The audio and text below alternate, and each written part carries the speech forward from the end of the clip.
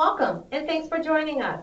Today's training is Advising All Students, a presentation from Accessibility Services, AS, formerly Disability Resources. Throughout this presentation, we will use the term AS, referring to Accessibility Services. I'm Lisa Gould, Accessibility Coordinator for the Midtown and All-State campuses. And I'm Tanya Williams, Accessibility Coordinator assigned to the Downtown and Epi campuses. Graduation options. We are going to discuss graduation options that the 2016 and future Florida public school graduates now have due to current legislation. Our objectives for today's training session are: learn about graduation diploma options, become aware that incoming students being awarded the new Access Diploma option will have intellectual disabilities, which leads to them being eligible for accommodations under the Americans with Disabilities Act, ADA. And lastly, an awareness that St. Petersburg College promotes accessible education. Allow me to establish relevance for this training by sharing a little history about graduation options for K through 12 students under the Exceptional Student Education, or ESC program. Annually, students who are served in ESC engage in an educational meeting with a parent and professional school staff called the Individual Education Plan, or IEP team. Together, they view the annual academic and/or behavioral progress of students. An educational plan is created to address deficits and to create goals and objectives with identifiable measures in order to track the student's progress. Additionally, for middle and high school level students, options for graduation are also discussed and selected. Now, previous to our shift in current legislative history, parents of those students were given the option of 2 diplomas. One, a special diploma that included 2 options within itself. Option A focused on educational inclusion and socialization, and option B focused on employment skills. Diploma option 2 was the selection of a standard diploma as outlined in Florida Sunshine State Standards. Students who consistently demonstrated cognitive and intellectual impairment and were not able to meet state standards as required for the standard diploma remained in the special diploma track. Academically, students who remain in the special diploma track are not prepared for college entry, but they are trained to become proficient in basic learning strategies, living skills, healthcare, and/or specific type of employment. So basically, the goal of this particular diploma is to assist them in the assimilation into the community as productive citizens. These students are awarded a completion certificate, and that completion certificate documents basically that they had successful attendance, and it documents the list of courses in which the students studied. If the student desired to go into the military or to attend a college like St. Pete College or university, or attend a technical school even, the student had to first go and obtain a GED before attendance. So typically, students who are identified as intellectually disabled do not meet the academic requirements for a standard diploma. But enough parents of those students fought that requirement because based on the standard, students were only allowed to receive a special diploma. In the job market and in most post-secondary institutions, the special diploma does not have meaning. So in 2014, new legislation was passed that broadly offered 2 options for students with disabilities to obtain a standard diploma. The 2 options are the standard diploma with access and the standard diploma via disabilities pathway. On June 21st in 2016, Senate Bill 672, titled Florida Post-Secondary Comprehensive Transition Program Act, was signed into law. Senate Bill 672 was legislation birthed out of the Higher Education Opportunity Act of 1965, as you see on the slide, as amended and expanded in 2008 and furthered in 2011 and then again in 2014. This bill promotes the implementation of CTP programs for students with intellectual disabilities. The programs are designed to support academic enrichment, socialization, independent living skills, and self-advocacy. They're driven by grants to fund services that stimulate the transition of those intellectual disability students into higher education. So why are we so concerned? Well, here's the thing.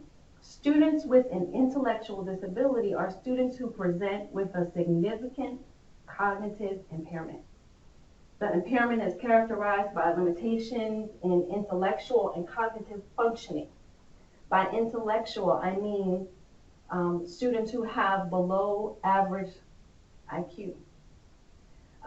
By cognitive, I mean the individual shows a propensity to reason a little bit lower than what you would see age appropriate for a college student. They struggle with memorizing. They struggle with giving attention to personal interaction. They struggle with processing language, whether it's visually or auditorily.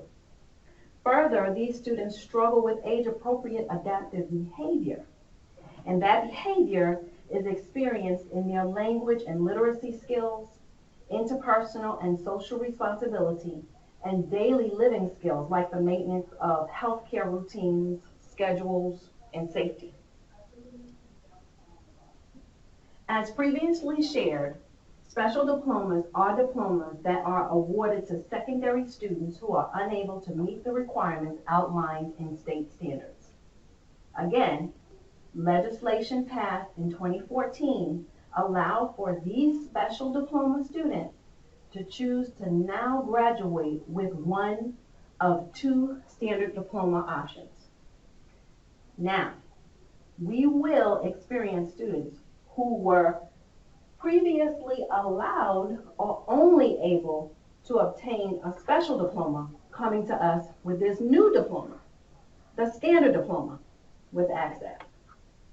Keep in mind, as indicated on the slide, all ESC students who entered 9th grade prior to the 2014-15 school year have the opportunity to continue to seek a special diploma.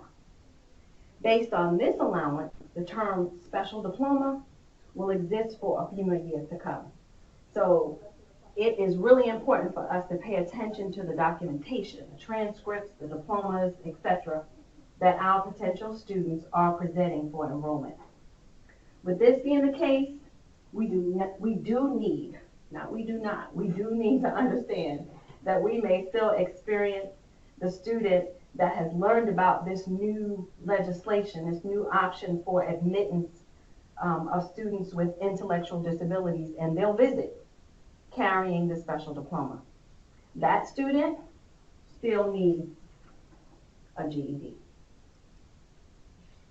Okay, the question lies, how will I know that a visiting student with a disability that fits this category is one that I really need to pay attention to, especially if the student doesn't present with any physical disability, or he doesn't reveal the disability or the need for services? Great question.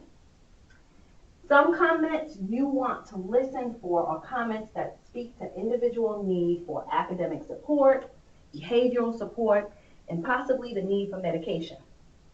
Some examples of these comments are here, written on the slide. I've always struggled with my academics, with math, with reading, with writing, while in school. I never liked math because I had to go to a separate room with fewer kids to learn. That was a bummer. Or I brought my IEP or 504 plan for you to view. Or While in school, I spent the entire day in a small classroom with a small group of kids, and I like that. Or you might hear the parents say, my son or daughter had extra help in school. Or my son or daughter was given additional time to take exams during school. Another way is to simply monitor the student's behavior while he or she is sitting with you. Is he or she highly distracted, unable to focus for more than a few minutes? Is he or she frequently changing the topic to something of more self-interest?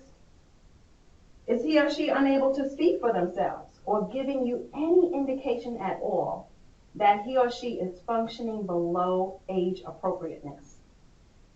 Although these behaviors are observable in all of us at one time or another, especially when we're nervous or being introduced to something new or sitting in front of an advisor, being told we have to go to college and we've never been before, that's your cue to pay a little bit more attention and to take some time to dig a little deeper. If you remain unsure, remember, share information about college and community resources to the individual and look for acknowledgement and understanding. And most importantly, be sure and share that there is a component of the college, accessibility resources, that offers academic support and auxiliary aids in the classroom and for testing for students who may need some additional assistance. That is something you can share with all students without feeling nervous about offending any one of them.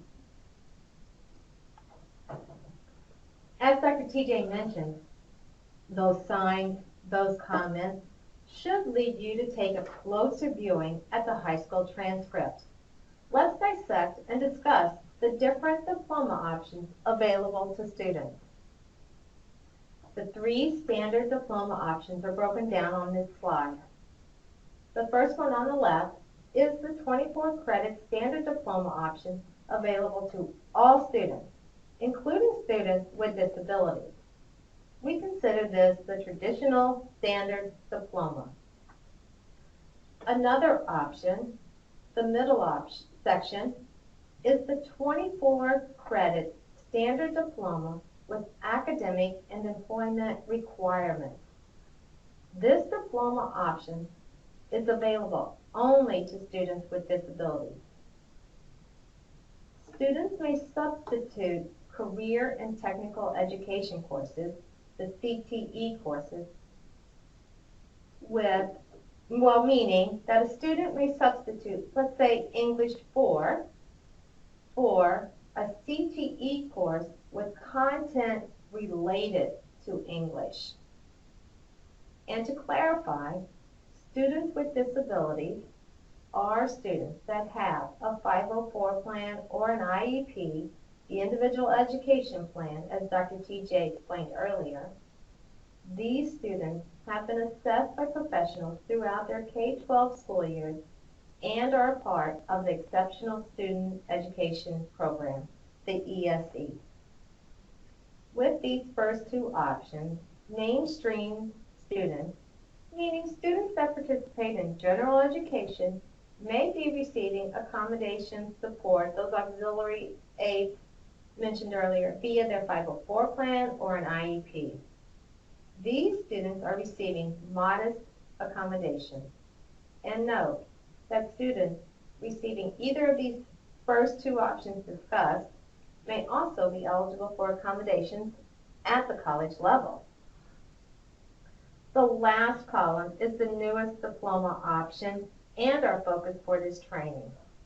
24 credit standard diploma options available only to students with significant cognitive disabilities who take access courses and the alternate assessment. A student may substitute access courses for the general education courses. They may also substitute for CTE courses. Know that a student receiving this diploma option will have difficulties in the college setting. The adjustment from high school to college will be challenging as we reflect what Dr. Williams spoke of at the beginning, the student having moderate to severe cognitive delays. These students have significant cognitive impairment, limitations in intellectual and cognitive functioning, meaning difficulties with reasoning and that memorizing, the attention, the processing, social issues, and daily responsibilities that are expected of the college population. But with this diploma, the student is considered to have a standard high school diploma and qualifies to be a flex student. We encourage academic advisors to explain that placement test, the PERT, to the student and recommend taking the PERT. Placing a student that has intellectual disabilities in appropriate level courses is extremely important for his or her success. And just to mention again, students graduating prior to the 2014-15 school year must still earn a standard diploma or a GED to be degree seeking.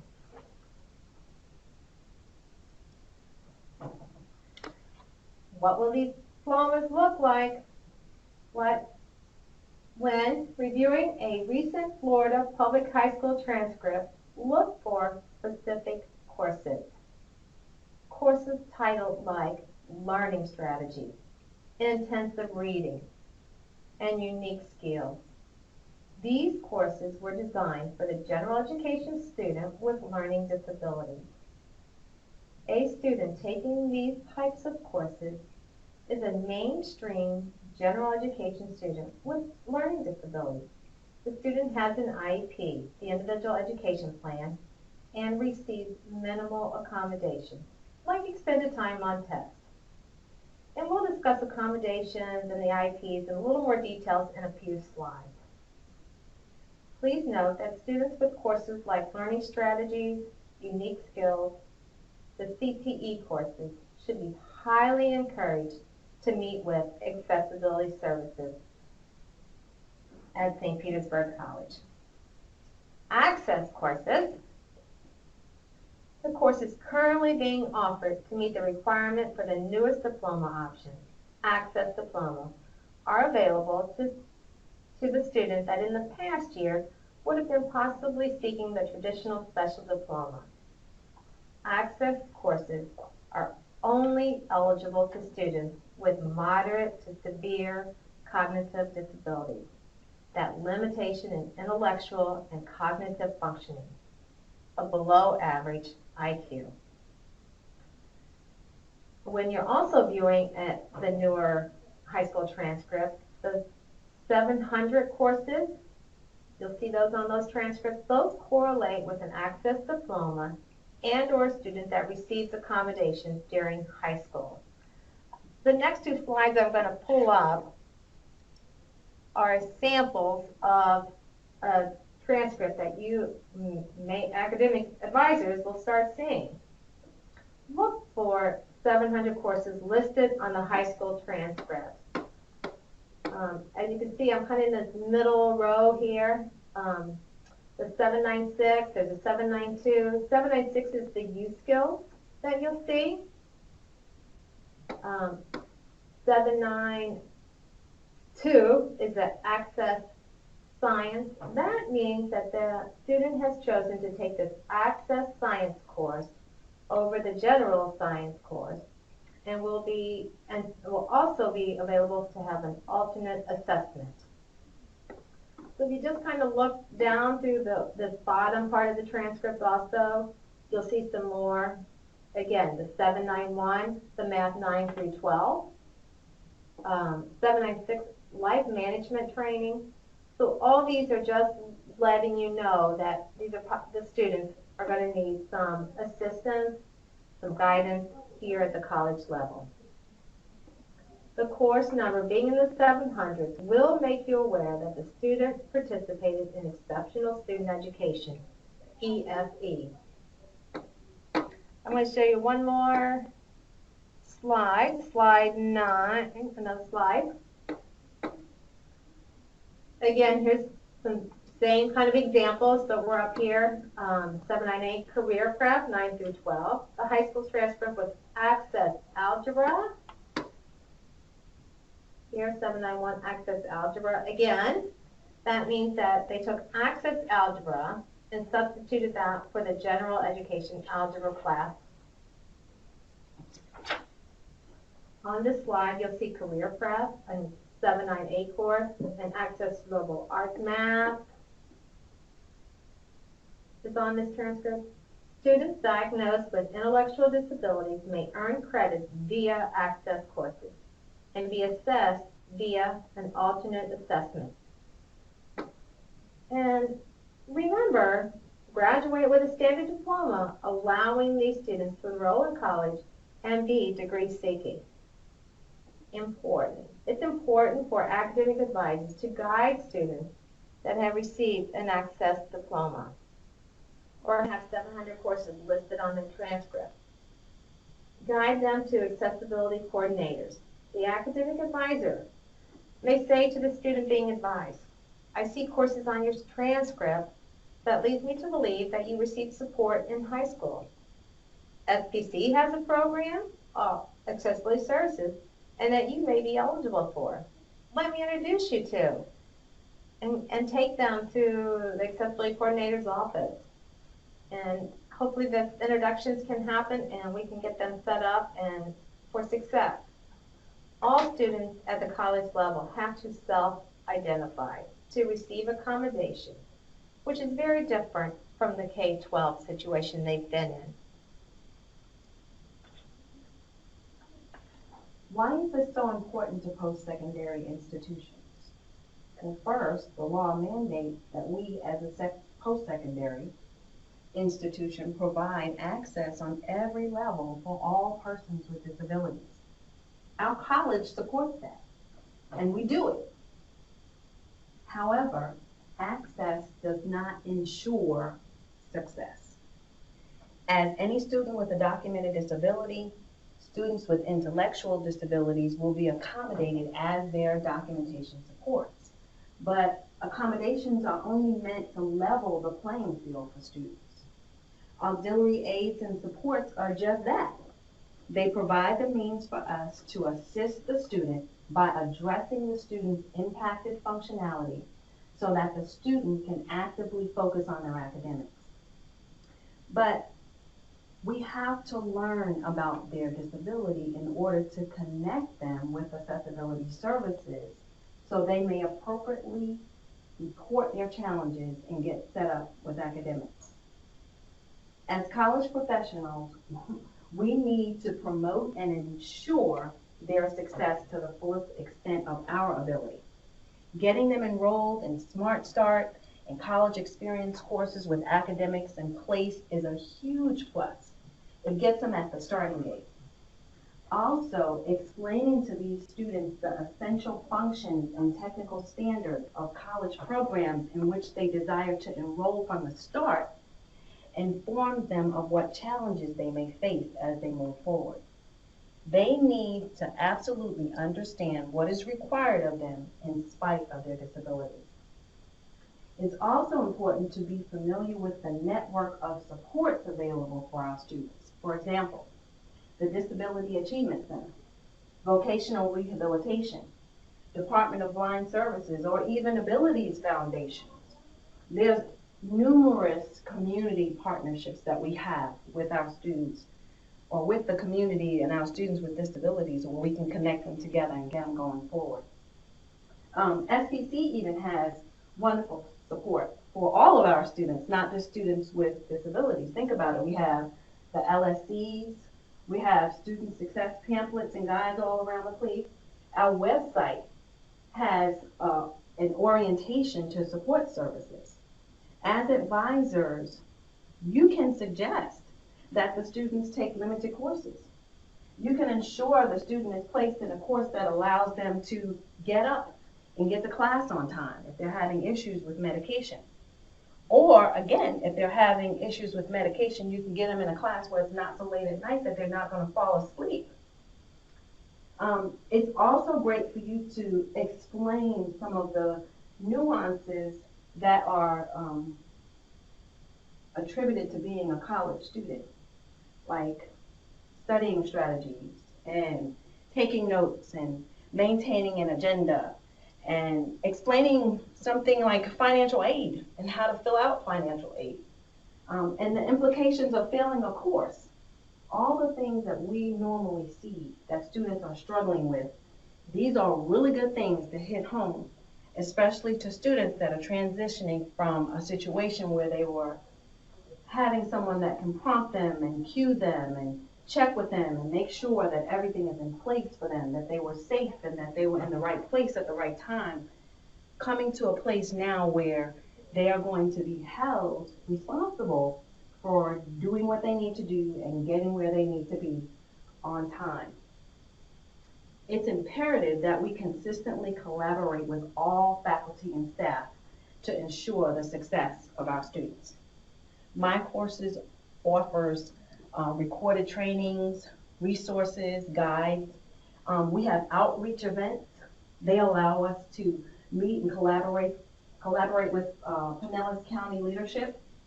And that helps us to be able to reach the student before they even get here, to prepare them to get here. And faculty and staff also collectively, if we all help each other, we can inevitably get through this transition that we're getting ready to see. True. Thank you.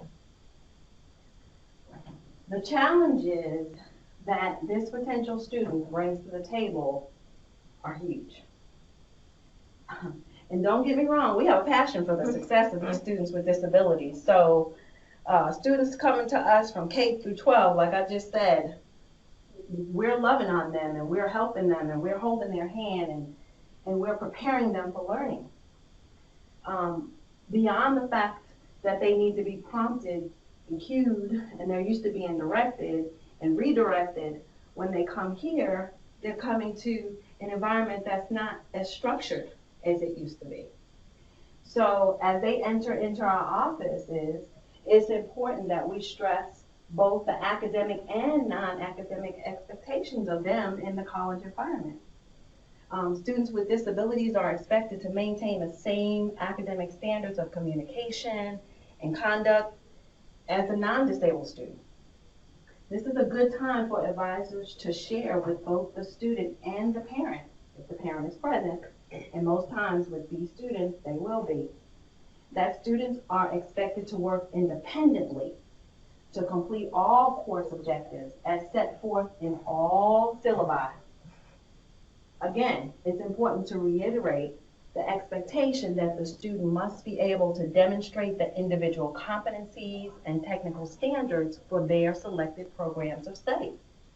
They will be expected to engage with student peers in conversations, class discussions, and group projects, and all those things, in person and online, if they choose that format of learning. It's important that they understand their need to self-advocate and their need to communicate effectively with their instructors and their peers. And most importantly, they need to understand that they are not exempt from the standards of the code of conduct and the consequences of inappropriate behavior, the same as their peers.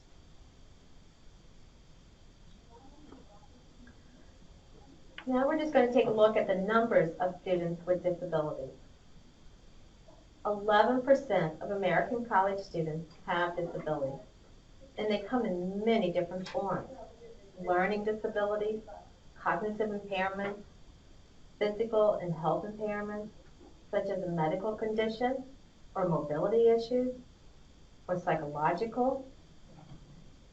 And we know of these students, 80% of the registered students with disabilities have disabilities that are not readily seen by others, meaning you don't see the disability on the outside of the person, but the disability exists. And I would just like to give some examples because we might just kind of make you aware of types of issues and disabilities that the students are on our campuses with. We have mental health issues like bipolar, diabetes, PTSD, irritable bowel syndrome, Could lead that, an accommodation so that he can take breaks during the classroom. Auditory processing, ADHD, those are students that definitely have success using our testing centers, put them in a little bit quieter environment. Lupus, autism spectrum disorder, all these types of disabilities are ones that we consider you just can't see, but we are here to give them that extra auxiliary aids that help so that they can have success. Under ADA, a disability is having any physical or mental impairment that substantially limits one or more major life activities. And major life activities include, but not limited to, caring for oneself, hearing, seeing, learning, walking, communicating, thinking, performing manual tasks, and other life activities. We can't ensure success, but as college staff, we can certainly provide guidance and assistance during a student's educational journey at SPC. Let's break down that number one more time. 11% of college students, meaning that a little more than 1 in 10 students statistically are on our campuses and have a disability. Think about a classroom of 25 students. That would mean 2 to 3 students in one classroom may be receiving accommodations. SPC approximately has 2,000 students that currently utilize AS per semester, and this number will be rising, especially with new legislation of standard diplomas for students with intellectual disabilities. What can you do? First, do what you do best. Welcome each student to SPC. Review the basic ins and outs of college, like reviewing the student success brochure. Communication is vital. Use various modalities, give step-by-step procedures, use visual and auditory cues with students. Recognize that if the student has access courses, say, I see you had access courses, or ESE, that Exceptional Student Education Program that is available in K through 12. College doesn't have, and just let them know that college doesn't have these separate classes, but we have a program, Accessibility Services, that may provide accommodation and assistance for you. As I stated earlier, say to that student, let me introduce you. We, as AS coordinators, will and need to rely on the academic advisors to help the student become aware of SPC services, since you are the ones that read, look over, and view these high school transcripts for us. I'm going to say it again. Awareness of services is vital for a student's success.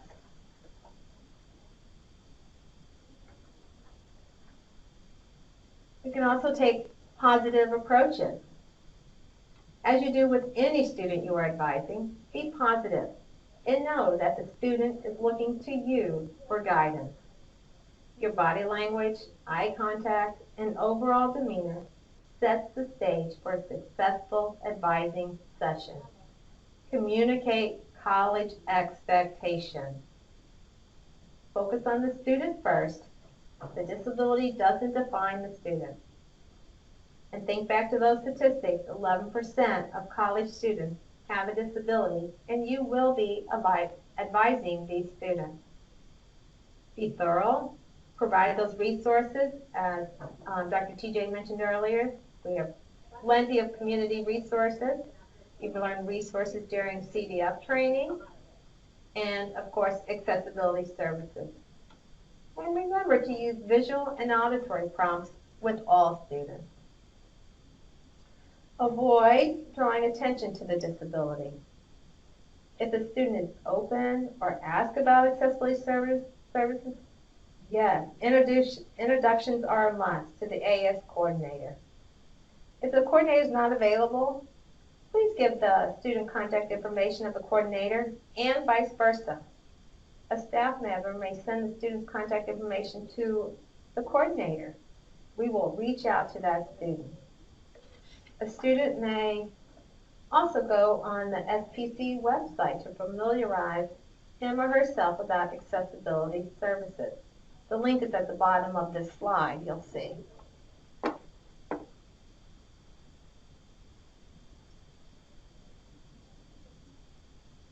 Accommodations. We've spoken a lot about accommodations and auxiliary aids and assistance for students.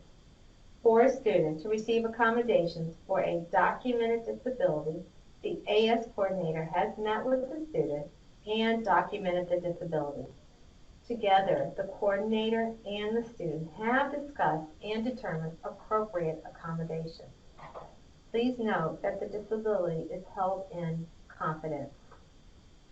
Accommodations at the college level promote equal access. Accommodations remove barriers in order for students with disabilities to have the opportunity to participate fully within the college. A student with a disability is entitled to reasonable modifications and accommodations that ensure equal access by alleviating the functional limits of a disability. Remember, essential skills and technical standards still must be met by a student with a disability. Accommodations for colleges could be, but not limited to, like extended time, recorder, auxiliary aid, maybe verbal rather than written instruction, large printed tests, or the reduced distraction environment like our testing centers. Also, we can help with like accessible wheelchair table in a classroom, lumbar support chair, and maybe even the room configuration. Assistive technology, screen readers, speech-to-text computer programs, visual equipment are a few samples of accommodations. Accommodations cannot compromise the integrity of the course. Accommodations allow equal access to education.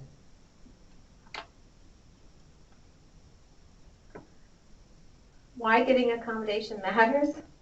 Accommodations matter. Why do we keep speaking of accommodations, you wonder? Colleges must be in compliance with Americans with Disabilities Act, ADA, and provide reasonable accommodations to students with documented disabilities. It has been shown that students have success when they use their accommodations at the college level. We also talk about universal design approaches. They're happening now at our campuses and across colleges. Staff and faculty are creating instructional goals, methods, materials, and assessments that work for all students.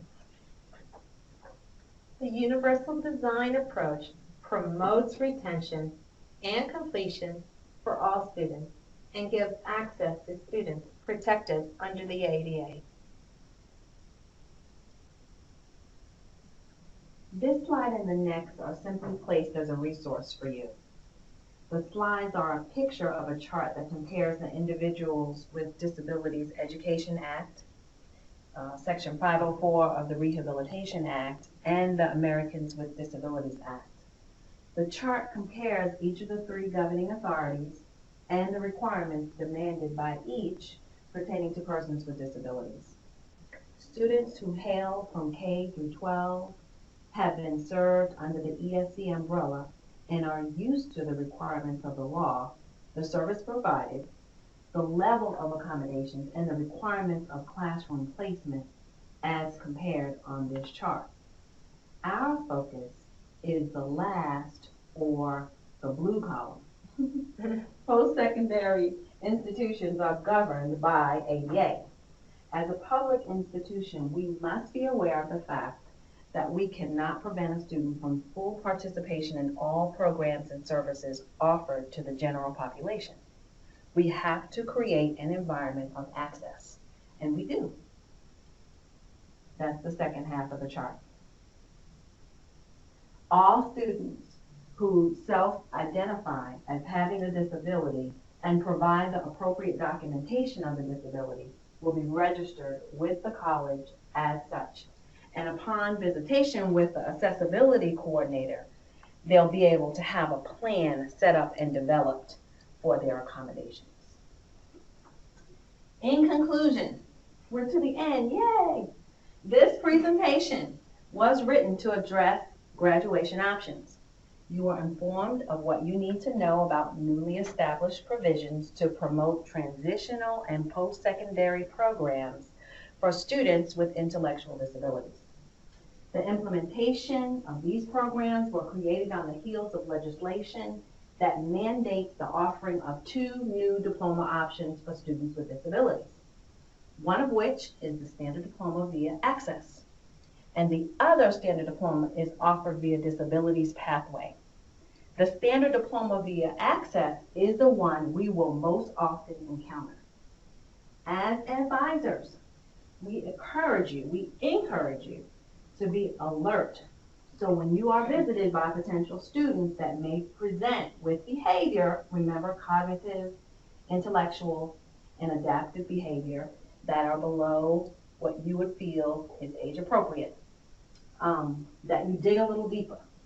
Discuss the individual's educational history, educational likes, their dislikes, their strengths, their weaknesses.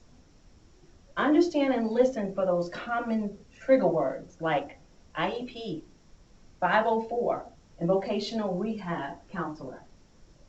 Observe their telling behaviors, anxiety, distractedness, and the inability to remain focused. Thoroughly familiarize yourselves with college and local community resources and know the essential functions and technical standards of our programs of study.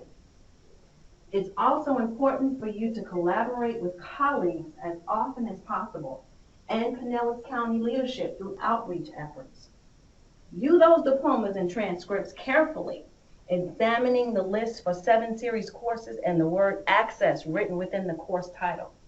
And most importantly, understand that these potential students have the right to try. So connect them with your accessibility coordinator and accessibility services. We are here to serve both you and them. SPC does promote accessible education and communication. So we're going to make sure that they have both. An accessibility coordinator, for all of you who may not know, may be new to SPC, is located on each of the main campuses. Lisa Gould serves as the coordinator for the Midtown and Allstate campuses. Stephanie Silver serves as the coordinator for the Health Education Center, which also covers or support Vet Tech. And I serve students assigned to both the downtown and Ebby campuses.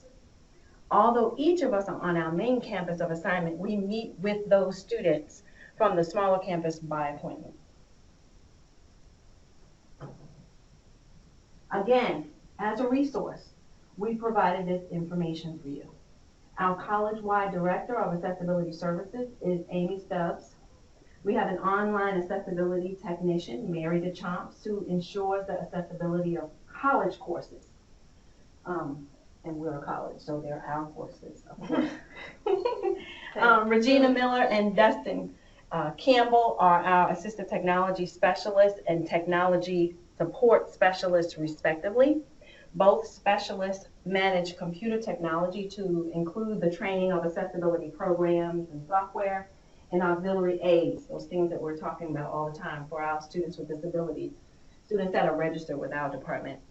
And last but not least, we have Kelly Ferrante. She is our career placement specialist who works specifically with our students, with disabilities and our community partnerships to assist students with career exploration and decisions, program selections, volunteer work, internship, and employment beyond SPC. Thank you, TJ. Here's the slide that has, we want to give you some resources. It reflects the resources and websites available for your use. I would like to point out that FLDOE, the Florida Department of Education, is a good reference to use, especially for the diploma option concerns that you might have. So feel free to look up. Again, our website also is spc.edu with accessibility. Has more information, or if you have any questions, don't forget to contact us. We'd like to thank you for joining us. Please contact Accessibility Service with any questions or concerns. The names and contact numbers may be found on slides 19 and 20 that Dr. TJ just went over. Also, please feel free to visit your campus AS coordinator. We have an open door policy and we welcome you. Thank you again for joining us.